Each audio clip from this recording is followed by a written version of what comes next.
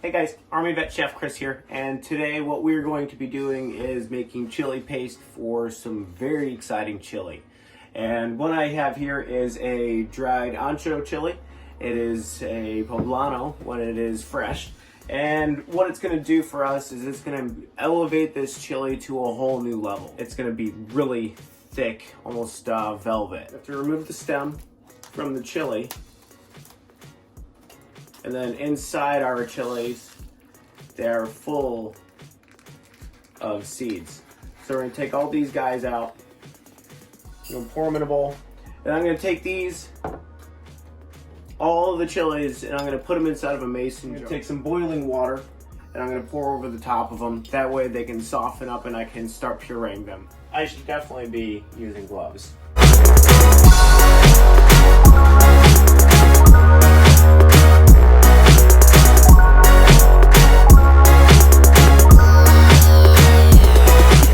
Water is boiling. It's time to rehydrate our chilies. Okay, so now we're gonna take our chilies and we're gonna use a set of tongs. And now don't forget, you need to save some of that liquid. You don't want to throw all the liquid away. So we're gonna get all these guys. We're gonna pull them out. Let me pour some liquid in there. I'm making a mess. Get this started. Okay. Just pincher water's going in. Now we're gonna put the lid back on. Let's check on them. We'll take our little blades out. You'll be able to see how well pureed it is. It is a smooth paste.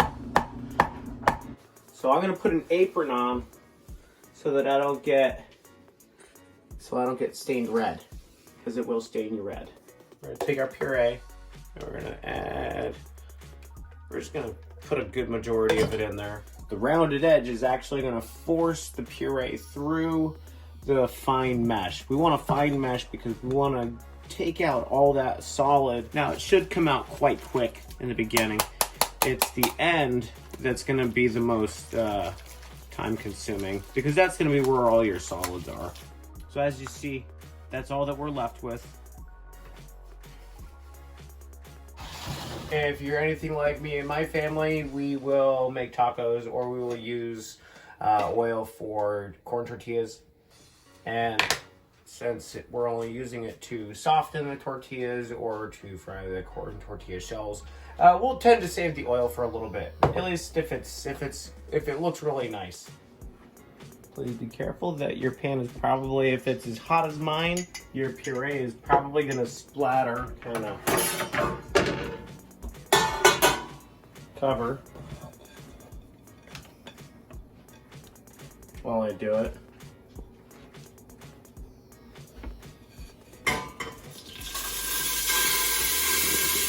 Now it smells fantastic, but if you are sensitive to spicy, it's probably going to make you cough, but it's a beautiful smell.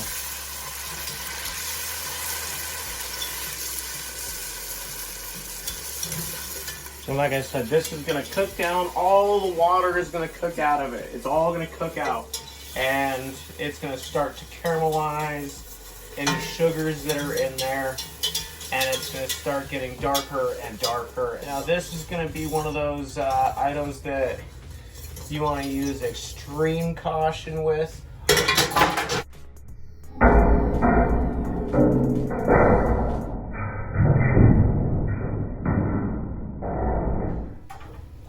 So that when you do something goofy like that, you don't burn yourself, because this is going to be ridiculously hot. It's really pretty. It's going to be rather dark by the time we're done doing this.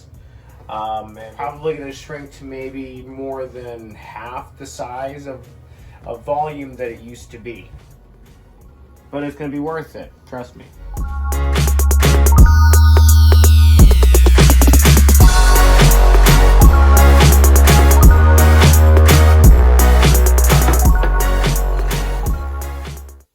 So this is the chili puree prior to cooking.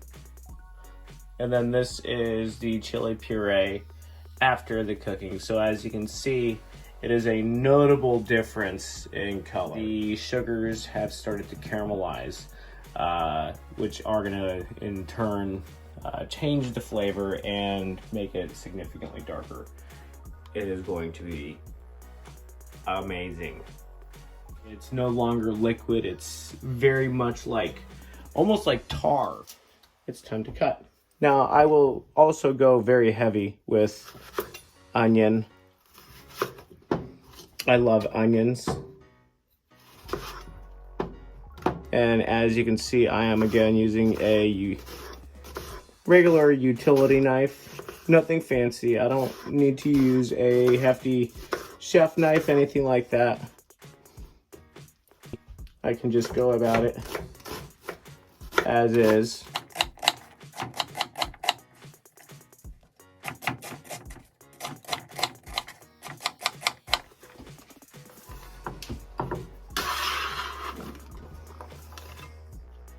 In my previous video, I said if you have a larger piece of garlic, it's going to be less intense in flavor, but you're going to have equal amount of garlic flavor. It just won't be as in your face.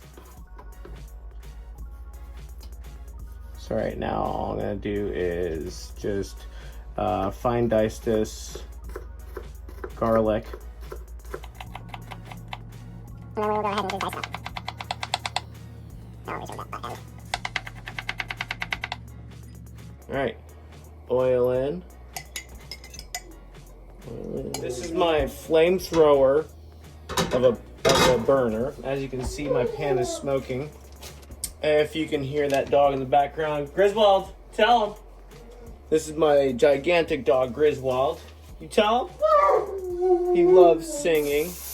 You will hear him quite often singing. You tell him. Yeah, keep telling him. We want that pan to be streaming when we're adding our ground meat because we want to brown it. We don't want it to boil. We don't want it to steam. So don't be afraid to set it off. Your smoke alarm is probably going to go off as well. Okay. So we're going to let that cook there for a minute without touching it. We're going to season it with some salt and pepper. And we're just going to start flipping it over.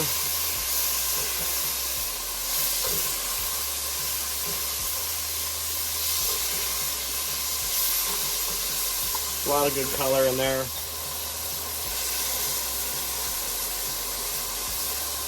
This is what I'm looking for in that meat when I'm cooking it. So all of that right there is your Maillard reaction. That's your flavor. That's your sugars, your amino acids. You're browning on your steak, your chicken, your beef, whatever it is you're eating. That's that caramelized flavor, that yum yum. Onions, those are next, right on in. Dried oregano. We'll give that a toss in there. Next, we're gonna add our garlic. So we're just gonna let all that just hang out in there for a little bit. We're going to throw our meat back in and any juice that came off. Fat's flavor, so I'm gonna put all of it in there.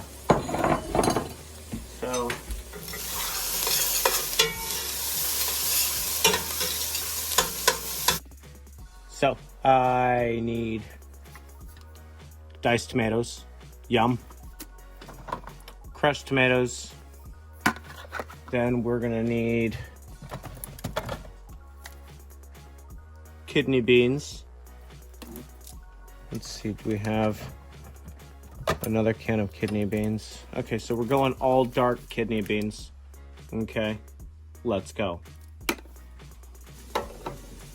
I hate this can opener because it never works for me. OXO is supposed to be on point, but they completely failed. Says, no, you're not getting it. Wait a minute, I got it. I got it. There we go. We got a winner. It's got little teeth. It's fancy. Thought I was getting something awesome when I bought it. So, we're gonna Take this, toss it right on in. Right on in.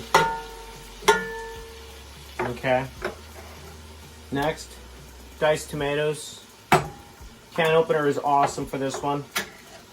Pop top. Goes right in. Next, kidney beans. Pop top. Yeah. Now, if you're wondering why dark red, this is what I had in the pantry. But for my chili, I go all out. Beans, liquid, and everything. Now I'm going heavy on the beans because it's the magical fruit.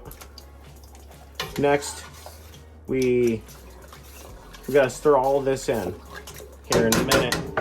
This is where the tar comes in, the amazing chili paste. This stuff is about to transform it to a whole new level of awesome. Okay, so here we go. It's gonna transform it. Not only one, the color is transforming, but two, the texture of it, the viscosity has gone from liquid to almost paste. Texture is, the only way to know is if you try it. You gotta make this at least once. And if you make it, please comment below. Let me know what you think. Let me know your take on it. Now, if you want to use all the ingredients that you normally use, do that. But just try it with the chilies.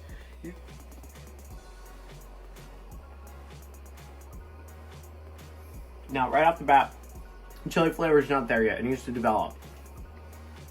That's what I like to call blooming. It also needs salt because we're adding, I mean, you saw how many chilies we added. Off the top of my head, I can't remember. I'm sure I'll be able to go back and count. All that flavor, you know, Ancho chilies or poblanos, they're sweet in flavor. They have sugars in them. So when they're dried, they're concentrated. And then when we fry them, they get even more concentrated. So it's a lot going on. So we're gonna have to balance it out with some salt, some pepper, possibly a splash of sugar to kind of take the bite off. And so this is gonna be a work in progress. I'm gonna add salt to balance out first. I wanna try to get that perfect level of salt before I go with any sugar. Because if you get too much sugar, you can't go back from there.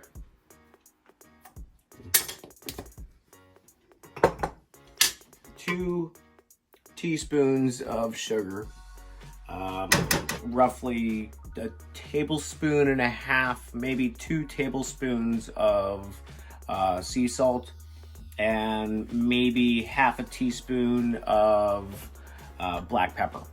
Right now, I'm really happy with where this chili is headed. Go. At about 2 hours. So, for the final reveal, here we go. Slow and low, just like I like it. It is super thick. We're gonna build this. We're gonna layer the bottom with cheese. Now, if you live in the Midwest, you eat cheese. And you eat a lot of cheese. We're gonna dollop some sour cream. Then we're gonna now, if you see the color difference, I mean, that's almost burgundy. We're gonna top it with some corn chips. It's a labor of love. It takes a while to develop, but I tell you what, chili's not the same like that.